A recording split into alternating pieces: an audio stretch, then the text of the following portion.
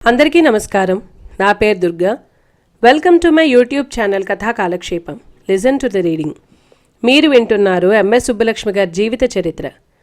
క్రితం భాగంలో కుంజమ్మ నటించిన సేవాసదనం అనే సినిమా ఎంతో విజయవంతంగా ముగియడం, అలాగే చాలా అద్భుతంగా ఆడడం, నటించిన వారికి, తీసిన వారికి, నిర్మాతలకి అందరికీ కూడా కనకవర్షం కురిపించడం, అందులో పాడిన పాటల వల్ల కుంజమ్మ ఖ్యాతి ఇంకొక స్థాయికి చేరడం. ఆ రోజుల్లోనే సదాశివం తన భార్య అయిన పార్వతిని బిడ్డల్ని పట్టించుకోకపోవడం వల్ల తన ఎంతో వ్యధ చెంది బిడ్డల్ని తీసుకుని పుట్టింటికి వెళ్ళిపోవడం. కొన్నాళ్లకి సదాశివం మీద బెంగ పెట్టుకుని తన తుది శ్వాస వదలడం కూడా జరిగింది. ఆ సమయంలోనే ధనమ్మ కూతుళ్ళైన కామాక్షి, జయమ్మ కుంజమ్మని పిలిచి, కుంజమ్మతోటి 2 ఏళ్ళు సదాశివం పంచనున్న నిన్ను ఎవరూ పోషకానికి తీసుకోరు, పెళ్ళి చేసుకోరు. నీకు కావలసిందా పెళ్ళే కదా. ఇప్పుడు భార్య కూడా పోయి ఉన్నాడు. ఒకవేళ సదాశివం నిన్ను పెళ్లి చేసుకుంటాను అని అడిగితే బెట్టు చేయకుండా ఒప్పుకో అని నచ్చ చెప్పడం. కానీ సదాశివాన్ని ఎంత మాత్రం పెళ్లి చేసుకోవడం ఇష్టం లేని సుబ్బలక్ష్మి ఆలోచనలో పడింది. కథ ఇంతవరకు విన్నాం. కథ ఇలా కొనసాగుతుంది. హిందూ దినపత్రిక యజమాని కస్తూరి శ్రీనివాసన్ తన కార్యాలయపు వ్యాన్ ఒకటి ఏర్పరచగా మొత్తం 15 మంది సుబ్బలక్ష్మి, సదాశివం వివాహానికి బయలుదేరారు. పెళ్లి కూతురు, పెళ్లి కొడుకు కలుపుకొని 15 మంది. కృష్ణమూర్తి భార్య రుక్మిణి కొబ్బరికాయ కొట్టి ఎదురుగా రాగా రైట్ రైట్ అంటూ పెళ్లి బండిని తిర్నీర్మలై వైపు మళ్లించారు. 1 గంట దూరంలో ఒక చిన్న కొండ మీద ఉండే రంగనాథాలయాన్ని సదాశివం తన పెళ్లి వేదికగా ఎంచుకున్నాడు. అక్కడికి వెళ్లే ముందే కీల్పాక్లోని లాండన్ వీధిలో ఉన్న రిజిస్ట్రార్ కార్యాలయంలో ముందు పెళ్లిని రిజిస్టర్ చేయించాడు. సాక్షులుగా కస్తూరి శ్రీనివాసన్, కృష్ణమూర్తి సంతకాలు పెట్టారు. ఇప్పుడు అధికారికంగా సుబ్బలక్ష్మి, సదాశివం భార్యాభర్తలయ్యారు. శాస్త్రోక్తమైన పెళ్లికి తిర్నీర్మలై చేరుకున్నారు. ఆ కొండపైకి దారి మెట్లదారే. దాదాపు 100 మెట్లున్న ఆ దోవన సదాశివం పైదాకా ఎక్కి కిందకు చూశాడు. నాజూకైన తన పెళ్లి కూతురు నవ్వుతూ తుళ్ళుతూ మెట్లెక్కుతోంది. ఏ రోజుకైతే 4 ఏళ్ల నుంచి తను తపన పడ్డాడో ఆ రోజు రానే వచ్చింది ఈరోజు. ఏ మనిషి అయితే గత 4 సంవత్సరాల నుంచి తన లోకమై అతన్ని వివసుణ్ణి చేసిందో ఆ మనిషి ఈరోజు తన మనిషి కాబోతుంది. సుబ్బలక్ష్మి కూడా పైదాకా వచ్చింది. సుబ్బలక్ష్మి ఒకసారి వెనక్కి తిరిగి కిందకు చూసింది. తను వదిలి వచ్చిన తోవలో సమాజంలో అందరికీ లోకువై అవహేళనను భరించాల్సి వచ్చే అసహాయ అతివ కనిపిస్తుంది. ఇప్పుడు తను ఉన్న స్థానం సమాజంలో పై ఎత్తున ఉంది. ఉన్నత వర్గంగా భావించబడే వారి మధ్య నుండి గొప్ప పలుకుబడి, పరిచయాలు ఉన్నవారి మధ్య ఉంది. వీటితో పోలిస్తే సదాశివం రౌద్రం, పెత్తందారి, పురుష అహంకారం భరించడం చిన్న విషయాలుగా కనిపించాయి. అమ్మ, అన్న, చెల్లి గుర్తొచ్చారు. వాళ్ళంతా తన వాళ్ళు. తనిప్పుడు చేస్తున్న పని అనైతికమైనది కాదు. తర్వాత ఎప్పుడైనా అమ్మ దగ్గరకు వెళ్ళి గడ్డం పట్టుకుని ఒక ముద్దు పెట్టిందంటే అమ్మ చేతులు ఆప్యాయంగా తన్ను చుట్టుముడతాయి. తన స్థితిగతులను బేరీజు వేసుకుని అన్నీ ఆలోచించుకుని ఆ మెట్లు ఎక్క నిశ్చయించుకుంది. ఈ ఆఖరి పైమెట్టు మీద సదాశివం చేయి పట్టుకుని ముందుకు వెళ్ళింది సుబ్బలక్ష్మి. 1940 జూలై 10న అధికారికంగా శాస్త్రోక్తంగా భార్యాభర్తలయ్యారు సుబ్బలక్ష్మి, సదాశివం. పెళ్లి హడావిడి తగ్గింది. సదాశివం పెళ్లి ఖర్చులు రాసుకుంటూ మొత్తానికి భోజనాలతో సహా 150 రూపాయలు తేల్చాడు. ఇక సుబ్బలక్ష్మి ఉన్న గదిలోకి సదాశివం అడుగు పెడుతూ ఉండగా సుబ్బలక్ష్మి లోపల నుంచి పరుగు పరుగున గది బయటకు వచ్చి సదాశివంని పట్టుకుని గోడవైపు చూపించింది. గోడ మీద పెద్ద బల్లి ఉంది. 4 సంవత్సరాల విరహానికి తెరదించుతున్న ఈ వేళ గాలి కూడా వారిద్దరి మధ్య అడ్డు అనుకుంటున్న సమయంలో ఆ బల్లిని చూసి పళ్ళు కొరికి పైపంచి నడుంకి బిగించి కోపంగా గోడ మీద గట్టిగా చాచి కొట్టాడు సదాశివం. ఆ దెబ్బకి బల్లి సపరివారంగా పక్కింటికి వెళ్ళిపోయింది. సుబ్బలక్ష్మి చెయ్యి పట్టుకుని లోపలికి తీసుకొచ్చాడు సదాశివం. శకుంతల సినిమా చిత్రీకరణ చివరి దశకు చేరుకుంది. శకుంతలను దుష్యంతుని దగ్గరకు పంపిన సన్నివేశం చిత్రీకరణ జరుగుతుంది. శాపవశాత్తు దుష్యంతుడు శకుంతలను గుర్తుపట్టక నిరాకరిస్తాడు. ఈ నిండు సభలో శకుంతల దుష్యంతుణ్ణి కోపంగా గట్టిగా నిలదీయాలి. ఈ సన్నివేశం డంగన్, సదాశివం ఇద్దరు సుబ్బలక్ష్మికి వివరించారు. చిత్రీకరణ మొదలైంది. Camera action! సుబ్బలక్ష్మి నటించింది, కానీ డంగన్కి కావలసినంతగా సన్నివేశం రాలేదు. ఇంకా కోపంగా తిట్టాలి సుబ్బలక్ష్మి. మళ్ళీ కెమెరా యాక్షన్ అన్నాడు డంగన్. సుబ్బలక్ష్మి మళ్ళీ చేసింది, కానీ డంగన్కు నచ్చలేదు. సుబ్బలక్ష్మి, చూడు, ఈ సన్నివేశం చాలా ముఖ్యమైంది సినిమాకి. నువ్వు సరిగ్గా చెయ్యాలి. రీల్ తిరుగుతుంది, అది వృధా అయిపోతుంది. అంతా బాగా చేస్తున్నావు, ఇంకాస్త కోపం తెచ్చుకో అని చెప్పి మళ్ళీ కెమెరా యాక్షన్ అన్నాడు. ఈసారి అంతే. డంగన్కు అస్సలు నచ్చలేదు. వచ్చి చెప్పాడు. ఇంకో 2 సార్లు చేయించాడు. అయినా ఫలితం రాబట్టలేకపోయాడు. సుబ్బలక్ష్మి కోపంగా నటించలేకపోతోంది. సన్నివేశం పాలిపోతోంది. ఆ గొంతు కోపంగా ఉండాలి, మొహం ఉక్రోషంతో ఊగిపోవాలి. సుబ్బలక్ష్మికి కోపమూ రావటం లేదు, ఉక్రోషమూ రావటం లేదు. డంగన్కి కోపం వచ్చింది. ఓకే సుబ్బలక్ష్మి, నువ్వు కాసేపు కూర్చో, ఎలా చెయ్యాలో ఎంచుకో, నేనిప్పుడే వస్తాను అని చెప్పి దూరంగా కూర్చుని ఆలోచిస్తున్నాడు. సుబ్బలక్ష్మిని చూస్తున్నాడు. కాస్త అవమాన భారంతో ఉంది. మామూలుగానే ఉన్న సదాశివాన్ని పక్కకు పిలిచాడు. సరే, ఇది చాలా ముఖ్యమైన సన్నివేశం. ఇది బాగా రాకపోతే సినిమా నవ్వులు పాలవుతుంది. అది నా ఓటం అవుతుంది. ఇంకొకసారి చూస్తాను. బాగా చేయలేకపోతే అందరి ముందు తిట్టేస్తాను మీ ఆవిడ్ని. ఆ తర్వాతనన్నా బాగా చేస్తుందేమో చూద్దాం. మీ అనుమతి అడుగుతున్నాను. తిట్టనా? అవాక్కయ్యాడు సదాశివం. చూస్తూనే ఉన్నాడు. ఇప్పటికి 5 సార్లు చేసింది తన భార్య, కానీ సరిగ్గా చేయలేదు. కానీ అందరి ముందు తిట్టడమా? ఆలోచిస్తున్నాడు సదాశివం. కాస్త దానికే ఏడుపు అందుకుంటుంది, బాధపడుతుంది. ఇప్పుడు అతను అందరి ముందు తిడితే ఎలా? పోనీలే, ఇది ఊరికే తిట్టడం కదా, నిజం కాదు కదా, తర్వాత చెప్తే అయిపోతుంది అనుకుని సదాశివం తన భార్యని అందరి ముందు తిట్టడానికి డంగన్కు అనుమతి ఇచ్చాడు. మళ్ళీ చిత్రీకరణ మొదలైంది. ఆ సన్నివేశాన్ని చేయించాడు డంగన్. అంతకు ముందు చేసినట్లే చేసింది సుబ్బలక్ష్మి. డంగన్కు చిరాకేసింది. సదాశివం వైపు చూశాడు. కానివ్వు, నువ్వు అన్నట్లే ఉత్తినే తిట్టే అన్నట్లు చూశాడు సదాశివం. ఉత్తినే ఏంటి, ఇప్పుడు చూడు ఏం చేస్తానో అన్నట్లు వచ్చి సుబ్బలక్ష్మి ముందు నిలబడ్డాడు. అందరికీ వినిపించేలాగా అరుస్తూ, బుద్ధుందా నీకేమైనా? ఎన్నిసార్లు చెప్పాలి? ఇప్పటికి 1/2 డజన్ సార్లు చేసావు ఆ సీన్ని. అన్నిసార్లు రీలు వృధా అయింది, కరెంటు వృధా అయింది, అందరి సమయం వృధా అయింది. చూడు ఒక్కొక్కరిని ఎలా విసిగిపోయి ఉన్నారు. ఇలా అయితే సినిమా ఎప్పటికవ్వాలి? నేనెంతో మందితో పనిచేశాను, కానీ నీ అంత చండాల ఆర్టిస్ట్ని నేను ఇంత మట్టుకు చూడలేదు. ఒక్కసారి కాకపోతే ఇంకోసారన్నా బాగా చెయ్యాలి. ఇన్నిసార్లా? భగవంతుడా అని తిట్టుకుపోతున్నాడు. ఉత్తుత్తిగా ఇంకా అతని కోపం రెండూ కలిపి సదాశివం డంగన్ చాలా ఆపు ఆపు అనుకుంటున్నాడు మనసులో. సుబ్బలక్ష్మి ఆ అవమానానికి అగ్నిగుండమైంది. మొహం ఎర్రగా అయ్యింది. త్వరలో విస్ఫోటనం అయ్యేలా ఉంది. అందరూ చూస్తున్నారు. కెమెరామ్యాన్ కెమెరా ఆపటం మర్చిపోయాడు, చూస్తున్నాడు. సౌండ్ ఇంజనీర్ కూడా తన పరికరాన్ని ఆపలేదు. కెమెరా నడుస్తూనే ఉంది. లైట్లు వెలిగే ఉన్నాయి. హీరోయిన్ని ఇలా తిడుతున్నాడేంటి అందరి ముందు? పైగా ఆమె భర్త ముందే అంటూ నివ్వెరబోయి చూస్తున్నారు.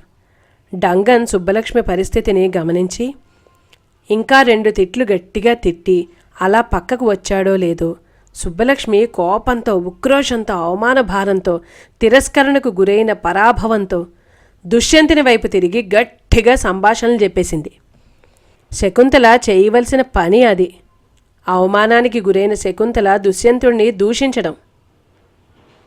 నిజంగా అవమాన భారంతో కృంగిపోతూ దర్శకుడు కెమెరా యాక్షన్ అని చెప్పకపోయినా ఆ కోపంతో అద్భుతంగా నటించింది సుబ్బలక్ష్మి. కెమెరాతో సహా అన్ని పరికరాలు పనిచేస్తూనే ఉన్నాయి కాబట్టి సుబ్బలక్ష్మి నటన రికార్డ్ అయిపోయింది. డంగన్ సంభ్రమాశ్చర్యాలకు లోనై ఆనందపడిపోతూ వడివడిగా వచ్చి సుబ్బలక్ష్మిని హత్తుకున్నాడు. వాళ్ళ అమెరికాలోలాగా స్టూడియోలో ఉన్న అందరూ చూశారు. హీరోయిన్ని తన భర్త ముందే అంటూ నోరెళ్లబెట్టారు. సుబ్బలక్ష్మి చాలా ఇబ్బంది పడిపోయింది. మరి సదాశివం, ఒరేయ్ చంపావు కదరా, పెళ్లి చేసుకుని ఒక గాలి కబుర్ని వదిలించుకున్నా, మళ్ళీ నువ్వు మొదలుపెట్టావా?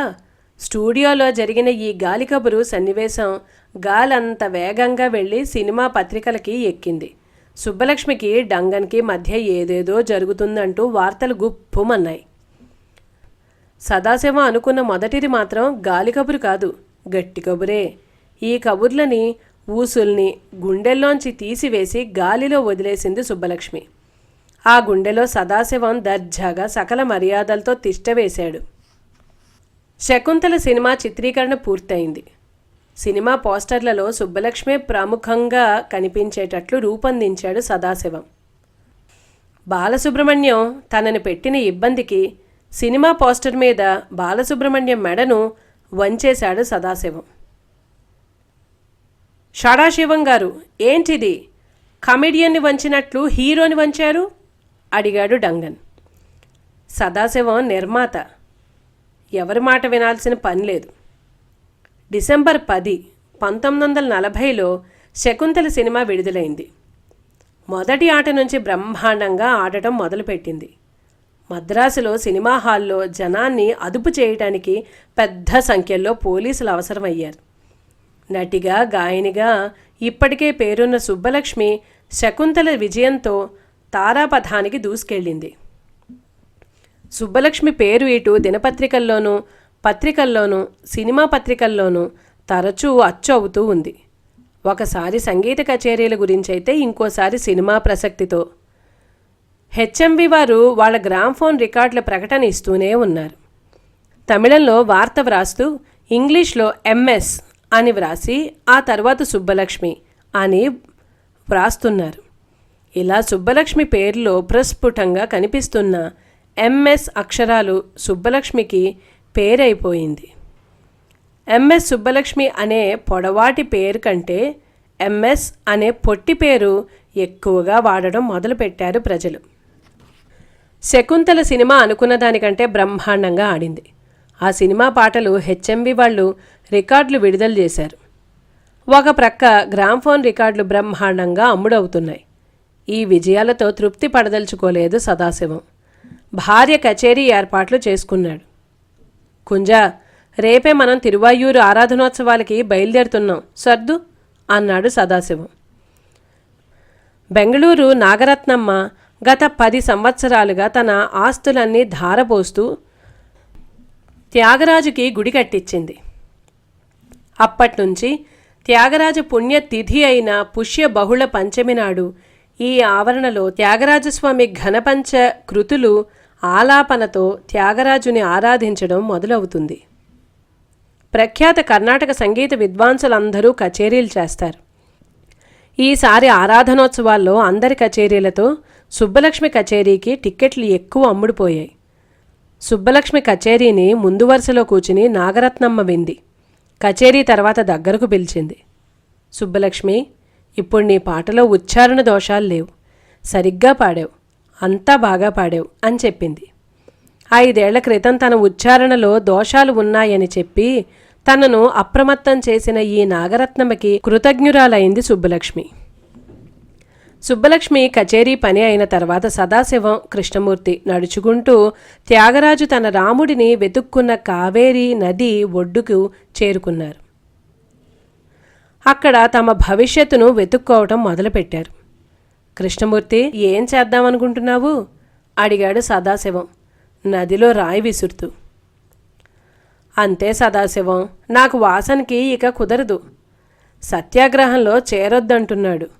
రాజాజీ గారు సత్యాగ్రహంలోకి రమ్మంటుంటే వాసంతో ఎలా ఉండను? కుదరదు, ఆనంద్ వికటం నుంచి వచ్చేస్తా. సదాశివం నదిలోకి రాళ్లు వేస్తూ ఆలోచిస్తున్నాడు. చివరి రాయి ఉందనగా కృష్ణమూర్తి వైపు తిరిగాడు. కృష్ణమూర్తి, మంచి ఆలోచన ఒకటి చెప్తా, విను. మనిద్దరం కలిసి ఒక పత్రిక పెట్టుకుందాం. నీ రచనలు, నా మార్కెటింగు కలిస్తే మనం సాధించలేనిది ఏముంటుంది? అయినా మనకి ఈ రంగం కొత్త. ఏమంటావ్? కృష్ణమూర్తి మొహం విప్పారింది. భవిష్యత్తు గురించి బెంగ వదిలింది. సదాశివం చేతిలోని రాయి తీసుకుని కసిగా నదిలోకి వేసి కొట్టాడు. మద్రాసు తిరిగి వచ్చి ఇద్దరూ రాజగోపాలాచారిని కలిశారు. ఎందుకు మళ్ళీ కొత్త పత్రిక? ఇప్పటికే బజార్ నిండా పత్రికలే అన్నాడు రాజాజీ. ఉన్నాయండి, కానీ ఆ పత్రికలు కృష్ణమూర్తి వ్యాసాల మీద, సమీక్షల మీద బ్రతుకుతున్నాయి. వాళ్ళకిచ్చే జీతానికి మా మేధస్సు దారపోయటం ఎందుకు అడిగాడు సదాశివం. అది నిజమే, కానీ పత్రికకి పెట్టుబడి కావాలి, తర్వాత అది బాగా నడవాలి అంటూ రాజగోపాలాచారి పత్రిక పెట్టకపోతేనే మంచిదనే ఉద్దేశంతో చెప్తున్నాడు. కానీ సదాశివం, కృష్ణమూర్తి పట్టుదల మీద ఉండడంతో రాజగోపాలాచారి, అప్పటి మద్రాసు ప్రెసిడెన్సీ ప్రధానమంత్రి, అయిష్టంగానే సరే ముందుకెళ్ళండి అని ఆశీర్వదించాడు. సదాశివం, మరి పెట్టుబడి అడిగాడు కృష్ణమూర్తి. అది నేను చూస్తాను, నువ్వు మిగతా వ్యవహారాలు వెంటనే చూసుకుంటూ ఉండు. ఆ మిగతా వ్యవహారాలు ఏంటో కృష్ణమూర్తికి చెప్పనక్కర్లేదు. వాళ్ళిద్దరికీ ఈ క్షణం నుంచి జత కుదిరింది. కృష్ణమూర్తి వాళ్ళు తీసుకురాబోయే పత్రిక పేరు, దాని కొలతలు, పేజీలు, నెలవారీనా వారానికా, ఇలాంటి వ్యవహారాలు తేల్చే పనిలో నిమగ్నుడయ్యాడు. సదాశివం పెట్టుబడి ఆలోచనలతో తల మునకలయ్యున్నాడు. సుబ్బలక్ష్మికి మద్రాసు సంగీత సభల కాలం. త్యాగరాజ ఆరాధనోత్సవాలు అయ్యి తీరిగ్గా ఇంట్లో ఉంది. అత్త మంగళంతో వంట పనులు చేసుకుంటోంది. మడి ఆచారాలు అన్నీ క్షుణ్ణంగా నేర్పుతోంది కొత్త కోడలికి. సుబ్బలక్ష్మికి వాళ్ళమ్మకి మొదటి నుంచి బ్రాహ్మలంటే ఆరాధనాభావం. ఎప్పుడూ వాళ్ళ ఆచార వ్యవహారాలను, భోజన అలవాట్లను పాటించేవాళ్ళు. అందుచేత మంగళంకి దేవదాసి కోడలతో పెద్దగా ఇబ్బంది అనిపించలేదు. ఆ ఇంట్లో అడుగుపెట్టిన మొదటి రోజు నుంచి చాలా జాగ్రత్తగా మసులుకుంది సుబ్బలక్ష్మి. మడి ఆచారాల వల్ల వంటగదిలోకి రాలేకపోయినా పిల్లలని మాత్రం చక్కగా చూసుకుంది. సదాశివం వైపు మగ్గు చూపడంలో ఈ పిల్లల మీద ప్రేమ కూడా కొంచెం కారణమయ్యింది. సదాశివం మెలు తంగం, మేనల్లుడు అంబి, సదాశివం పెద్ద కూతురు రాధ. ఇప్పటినుంచి సుబ్బలక్ష్మికి సొంత పిల్లలు. పిల్లల్ని ఆడిస్తూ ఆడిస్తూ ఏదో గుర్తుకు వచ్చిందానిలాగా సుబ్బలక్ష్మి సదాశివం దగ్గరకు వచ్చింది. ఊరు నుంచి చిన్నమ్మాయిని తీసుకొద్దాం మామా అంది. తీసుకొద్దాం కుంజ, నేను వెళ్ళి తీసుకొస్తాను చెప్పాడు సదాశివం. మళ్ళీ తన క్రొత్త పత్రిక ఆలోచనలో మునిగిపోయాడు. ఇంతలో పిల్లల గోలగోల చేస్తున్నారు. కోపంగా వచ్చి వాళ్లకు తలా 4 తగిలించాడు. పిల్లల దెబ్బలు తప్పించుకోవడానికి సుబ్బలక్ష్మి వెనక దాక్కున్నారు. మళ్ళీ గోల చేశారంటేనా తాట తీస్తా అనుకుంటూ ఆలోచనలోకి వెళ్ళిపోయాడు. పిల్లలు గోల చేయకుండా ఎలా ఉంటారు? మంగళం పాట అందుకుంది. సుబ్బలక్ష్మి ష్ ష్ అని సైగ చేస్తూ మంగళం శృతి తగ్గించింది. సదాశివం కొత్త పత్రిక పెట్టుబడికి అన్ని దారులు వెతుక్కుంటూ ఉండగా సుబ్బలక్ష్మికి ఇంకో సినిమా అవకాశం అక్షరాలా తలుపు తట్టింది. సదాశివం గారు, సదాశివం గారు అంటూ తలుపు ఎవరో కొడుతున్నారు. సదాశివం వెళ్ళి వీధి తలుపు తీశాడు. ఎవరు? వచ్చిన వాళ్ళని అడిగాడు. మిమ్మల్ని ఈ కారులోనే ఇప్పుడే డైరెక్టర్ సారు వైవీరావు గారు తీసుకుని రమ్మన్నారండి. సదాశివం వెంటనే గ్రహించాడు. సుబ్బలక్ష్మి కోసమేనని వెంటనే బయలుదేరాడు. వైవీరావు ఆఫీసులో, సదాశివం గారు నేను సావిత్రి అనే సినిమా తీయడానికి అంతా సిద్ధమైంది. ఈ సినిమాలో ఎంఎస్ గారు నారదుడిలా నటించాలి. నమ్మలేనట్లుగా చూశాడు సదాశివం. ఆడవాళ్ళు నారదుడిగా చేయటమేంటి? నారదుడు కింద ఒక ధోవతి పైన ఒక పూలదండ తప్ప ఇంకేమీ వేసుకోడు కదా. ఇక నేను వెళ్ళనా అన్నట్లు లేచాడు. సదాశివం గారు కూర్చోండి. మీరు నందనార్ సినిమా చూశారా? దాంట్లో సుందరాంబ వేసింది నందనార్ వేషం. నందనార్ మగవాడు కదా. ఎంఎస్ బాగా పాడగలదు. ఎంఎస్ మగవేషం వేస్తేనే జనాలకి సంచలనం. ఆలోచించండి, కాదనకండి. ఆలోచిస్తున్నాడు సదాశివం. ఒప్పుకునేటట్లే ఉన్నాడు చూడబోతే. ఆత్రంగా ఎదురు చూస్తున్నాడు వైవీరావు. సదాశివం మెల్లగా, సుందరాంబ నందనార్లో మగవేషం వేయడానికి 1,00,000 రూపాయలు తీసుకుంది, మీకు తెలిసే ఉంటుంది అన్నాడు. ఆరిఘటిగుడా అనుకుని తల పట్టుకున్నాడు రావు. సరే మరి, మీరే సంగతి ఒక వారంలో చెప్పండి, నేను ఈ లోపల ఆలోచించుకుంటాను అని బయలుదేరాడు సదాశివం. ఇంట్లో ధోవతలు దండెం మీద నుంచి తీసి మడత వేస్తుంది సుబ్బలక్ష్మి.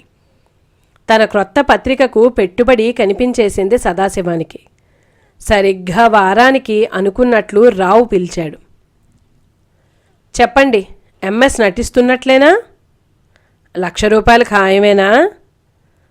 1,00,000 ఇవ్వలేను, కానీ అందులో సగం ఇస్తాను. ఎంఎస్ నటిస్తే చాలు. నా డబ్బు నాకు రావటం ఎంతసేపు? సదాశివం ఒప్పుకోడు, కానీ ఇంకో షరతు అని అన్నాడు. ఏమిటది? సినిమా మద్రాసులో తీయకండి. మన దగ్గర కూడా హాలీవుడ్లో లాగా ఎల్లో జర్నలిజం మొదలైంది. ఎవరికి ఇష్టం వచ్చినట్లు వాడు రాసుకుంటూ నానా చెత్త రాస్తున్నారు. సుబ్బలక్ష్మిని మగవేషంలో ఇక్కడ వాళ్ళు చూడటం కూడా నాకు ఇష్టం లేదు. ఆలోచిస్తున్నాడు రావు. సరే, కలకత్తాలో పెట్టుకుందాం. ఇంటికొచ్చి విషయమంతా సుబ్బలక్ష్మికి చెప్పాడు సదాశివం. మామా! ఆశ్చర్యపోయింది సుబ్బలక్ష్మి. వాళ్ళిచ్చే 50,000కి తను వెయ్యబోయే వేషాన్ని తలుచుకొని, మరేమీ పర్వాలేదు కుంజా, నువ్వు నీ పాటలు బాగా పాడు, మిగతావన్నీ నేను చూసుకుంటాను. ఇంక నీకు 50,000 ఇచ్చాక నీకు కొత్త ధోవతలు కొనకుండా ఆయనవే తీసుకొస్తాడేమో. ఎందుకైనా మంచిది, నీకు నావి తీసుకొస్తా అంటూ ఛలోక్తులు వేశాడు సదాశివం. సుబ్బలక్ష్మిని సదాశివం చూసింది మొదలు అతని మనసుకు నిలకడ లేకుండా పోయింది. మనిషికి నిలకడ లేకుండా పోయింది. పెళ్లి చేసుకుని మనస్సుకైతే నిలకడ వచ్చింది, కానీ మనిషి మాత్రం కాళ్లకు చక్రాలు తొడిగినట్లయ్యాడు. సుబ్బలక్ష్మికి జతగాడైనందుకు ధనలక్ష్మి కూడా దరిచేరింది. షణ్ముగుబడి బంగారు బాతు సదాశివం పరమైంది. సావిత్రి చిత్రీకరణకు కలకత్తా ప్రయాణమయ్యారు. రాధ 6 ఏళ్ల పిల్ల. అమ్మని నాన్నని వదలనంది. రాధను కూడా తీసుకుని కలకత్తా బయలుదేరారు. సుబ్బలక్ష్మి కుటుంబానికి ఒక విడిది ఇల్లు ఇచ్చారు. చిత్రీకరణ సాఫీగా జరిగిపోతోంది. ఒకరోజు ఇంటికి మెట్లెక్కడానికి సుబ్బలక్ష్మి మెట్లెక్కుతూ ఉంటే తమిళంలో మాట్లాడుతూ ఇంచుమించు తన వయసు గృహిణి కిందకు దిగుతూ కనిపించింది. ఒకసారి మా ఇంటికి వస్తారా అని అడిగింది సుబ్బలక్ష్మి. ఆ గృహిణి ముందు ఆ గొంతుని గుర్తుపట్టింది. కాస్త దగ్గరగా పరిశీలించగా సినీ నటి, కర్ణాటక సంగీతజ్ఞురాలు ఎంఎస్ సుబ్బలక్ష్మిగా గుర్తుపట్టింది. ఒక ప్రముఖ వ్యక్తి, జనాలు చూడటానికి ఎగపడే వ్యక్తి తనను పిలుస్తుంటే ఆనందించింది. తరువాతి రోజు వస్తానంది. రాత్రి ఆ గృహిణి భర్త హెచ్చరించాడు. నారాయణి, ఆమె చాలా పేరు విద్వత్తు ఉన్నామె. జాగ్రత్త, నీ సంగీత జ్ఞానం ఆమె ముందు చూపించకు. తర్వాతి రోజు నారాయణి సుబ్బలక్ష్మి ఇంటికి వచ్చింది. సుబ్బలక్ష్మితో చాలాసేపు మాట్లాడిన తరువాత ఆలోచనలో పడింది. మా ఆయన జాగ్రత్తగా ఉండమంది ఈ భోళా మనిషి గురించా అని. సుబ్బలక్ష్మిలో పసిపిల్లల నవ్వు, కల్మషం లేని మనసు కనిపించాయి నారాయణికి. సుబ్బలక్ష్మి కర్ణాటక పాట ఎత్తుకుంటే సభా ప్రాంగణం జనంతో పోటెత్తుతుంది. తన బొమ్మ పోస్టర్ మీద ఉంటే చాలు, వారి సినిమా ఆడుతుందనుకుంటున్నారు నిర్మాతలు. కానీ ఇవేమీ సుబ్బలక్ష్మిని మార్చలేదు. అదే మధురై షణ్ముఖవడివు సుబ్బలక్ష్మి. చిత్రీకరణ కాస్త అయిన తరువాత మద్రాసు చేరుకున్నారు. సదాశివం తన పత్రిక పని మీద పడిపోయాడు. సుబ్బలక్ష్మికి సావిత్రికి ఇచ్చిన 50,000తో అన్ని ఏర్పాట్లు జరిగిపోతున్నాయి. ఎగ్మోర్ రైల్వే స్టేషన్ ఎదురుగా పత్రిక కార్యాలయం, ముద్రణ యంత్రాలు ఏర్పరచుకున్నాడు.